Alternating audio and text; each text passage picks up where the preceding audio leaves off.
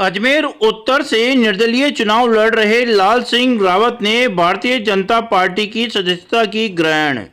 लाल सिंह रावत ने भाजपा प्रत्याशी वासुदेव देवनानी के समर्थन में नाम वापसी का ऐलान करते हुए भाजपा प्रत्याशी वासुदेव देवनानी को अजमेर उत्तर विधानसभा क्षेत्र से विजयी बनाने की अपील की।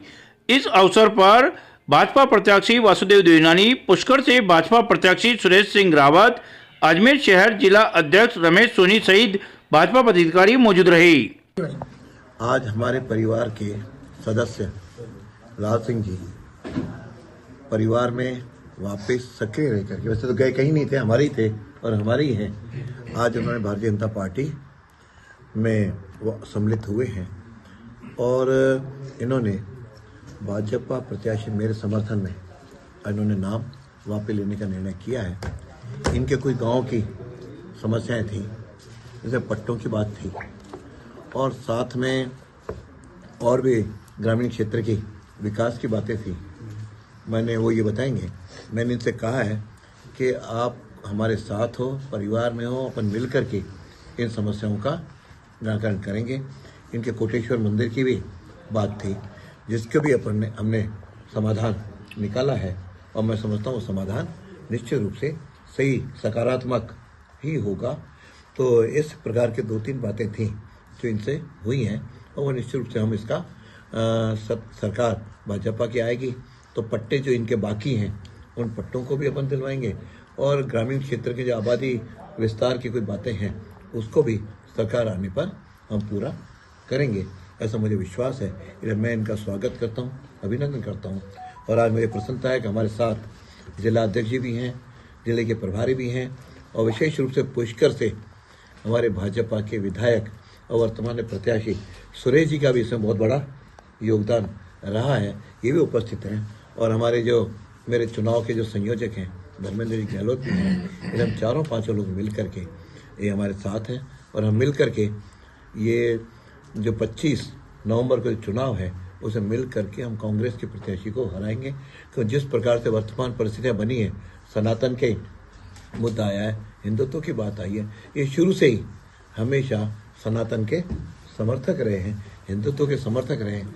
इनको हमने कहा कि इसके कारण से कई दूसरे लोग लाभ न ले जाएं, इसलिए अपन सब परिवार में संयुक्त रूप से होकर के काम करें। तो इसमें इनके भी सहमति हुई और हमने मिल करके आज इनको माला पहना करके, दुपट्टा पहना करके स्वागत किया, अभिनंदन किया। बोलते इससे परिवार में मजबूती आएगी और हम सब परिवार के सदस्य एक मुखी होकर के इस चुनाव को जीतेंगे। क्या नाराजगी पहले आपकी चल रही थी जो चुनाव में आप खड़े हुए और अब क्या नाराजगी दूर हो गई? तो परिवार की नाराजगी थी, उस नाराजगी को चलते ग्राम पंचायत के कुछ विकास के काम थे, उसी को लेकर नाराजगी चल रही थी।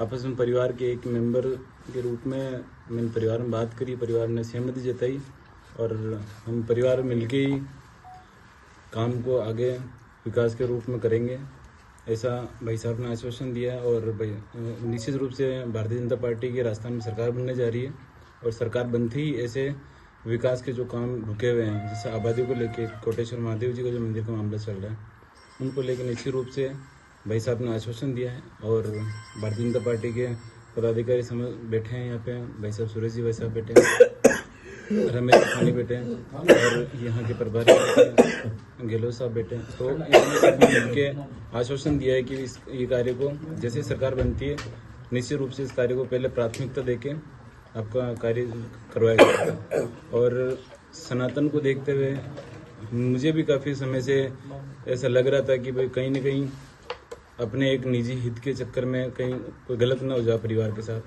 तो हमने ये सारी चीज़ देखते हुए सनातन धर्म को देखते हुए हम परिवार के अंदर एकजुटता करके इस जीत को और अच्छी तरीके से हम करवाएंगे। पुष्कर से भी अशोक रावत निर्दलीय के आरएलपी के साथ चलेगा में पहले थे, ऐसे जो और निर्दलीय खड़े हुए उनके लिए कोई संदेश आपका? मैं तो संदेश उनके लिए यही देना चाहूँगा कि जिससे भारतीय जनता पार्टी है सनातन को लेके इतना आगे बढ़ाती है और सबको साथ लेके चलती है, तो मुझे नहीं लगता कि उन्होंने जो डिसीजन लिया वो सही लिया। उनसे भी आग्रह करूंगा और समाज से छत्तीसगढ़ को हमसे निवेदन करूंगा कि ऐसे लोगों को समर्थन ना करें और मेरी अपील है उनसे भी कि अपने परिवार में आए, परिवार के साथ आगे बढ़ाएं।